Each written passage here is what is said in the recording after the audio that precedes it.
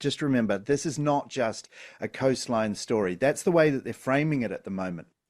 But underneath it all, what it is they're changing the law so that they can take people's land titles from them. They can move you off your land. They can coerce you off your land. This won't just be for coastal areas of New Zealand. This will be, say, for instance, you might be in a geothermal area or an earthquake zone or a flooding zone or something. This law, if it passes, could be used to move anyone in New Zealand off their land.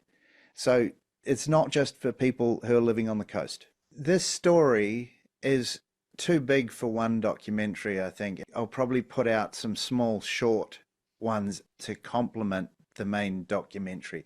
There are stories all around New Zealand. There's what's happening in Port Waikato.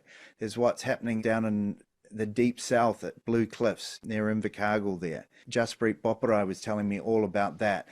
There's what's happening at Wairoa.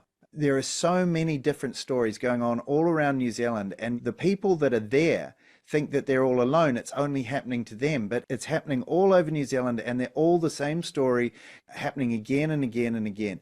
So what we're probably going to do is start putting out some small, maybe 10-minute pieces on different areas around New Zealand. If any of our listeners here tonight have a story about this happening, the managed retreat story happening in their area, get in touch, let us know so we can tell your story as well, perhaps. The other thing that we're going to possibly do is do a few screenings around New Zealand.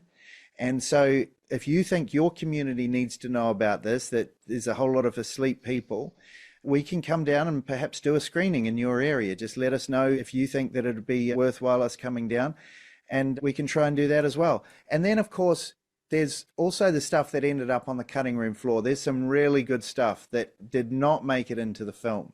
And so hopefully we can do an RCR 360 show utilizing some of those interviews as well.